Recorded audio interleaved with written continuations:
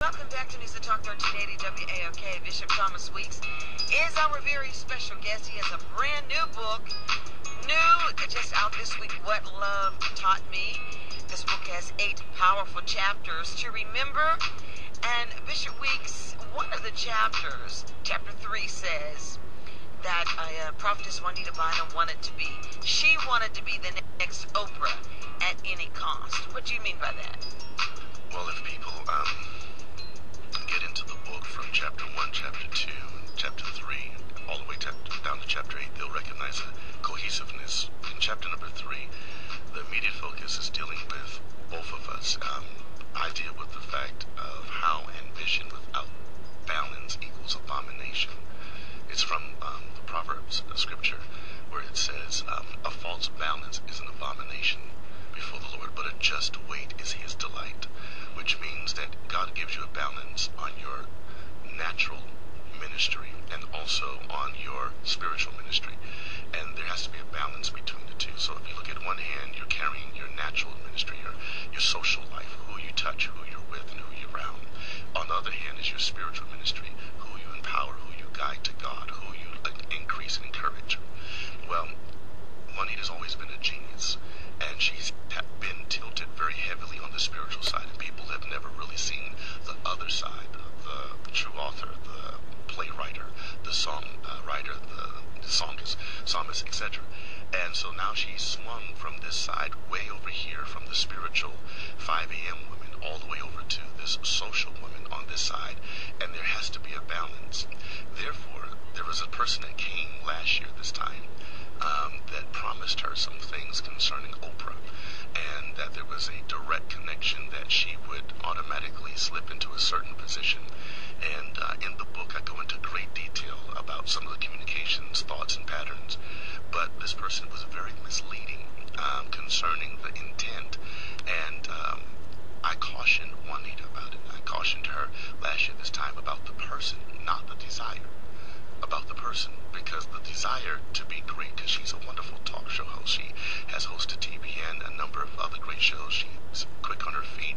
She knows how to be jovial, jokish, very kind, sweet, get serious. She can do all of that. But the process to an end is very important, not just getting there. And so this person came in with all of these steps to get her to be close to Oprah, and also possibly be the next one. And all of this became a mantra, which then became a mindset. And once a person's mindset gets focused on something because they want to achieve it, and there was a lot that was happening on the spiritual side that shifted her over to the social side. And that being, when you get a lot of people over on the spiritual side that are doing all of this, then why not just switch over to this side and become this?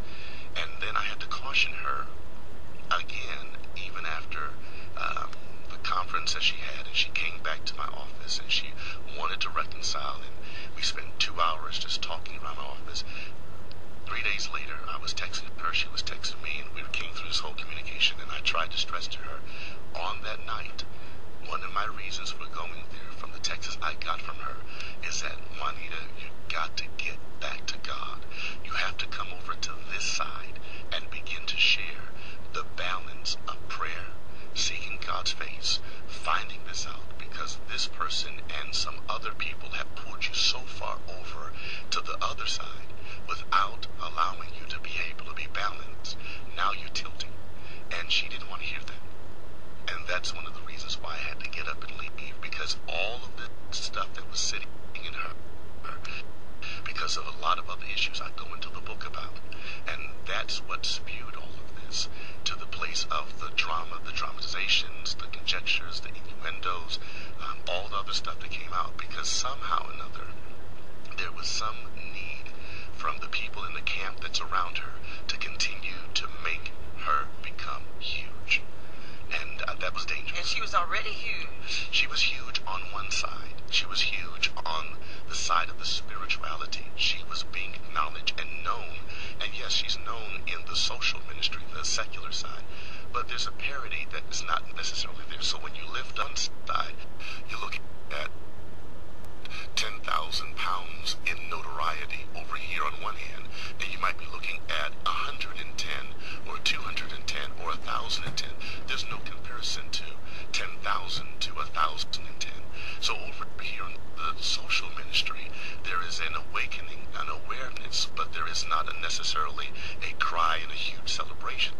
because most of it is over here. And once you get painted, and this is one of the key critical things, you get painted over here in the spiritual side, which is where God has birthed you.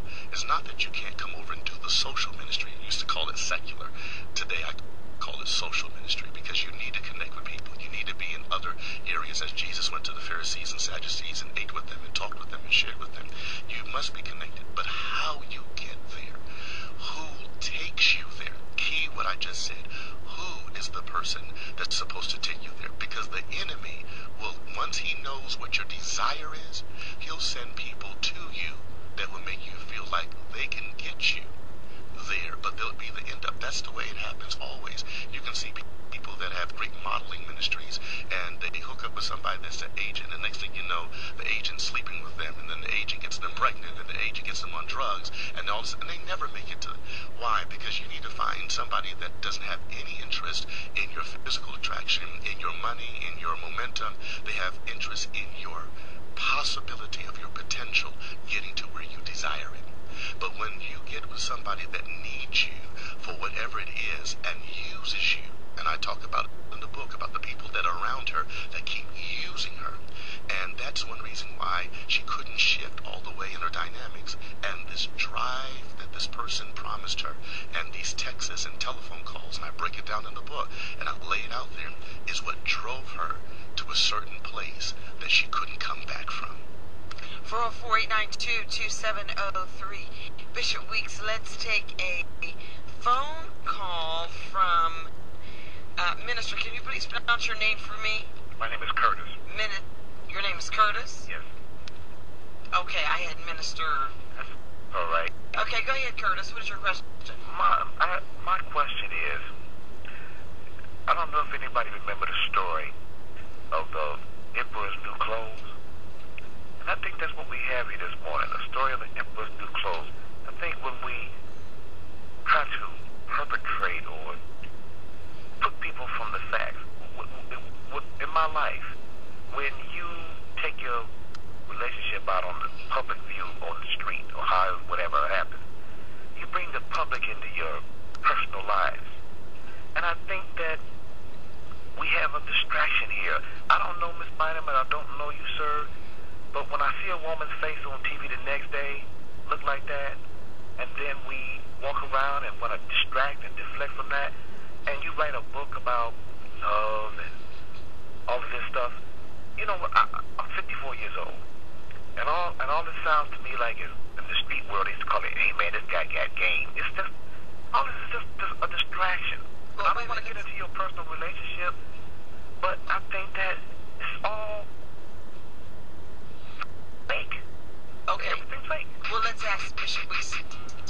Now, Marty's playing that music. That means that we have to I'll put you on hold, Curtis, so that Bishop Weeks can respond when we return to News and Talk 1380 WAOK.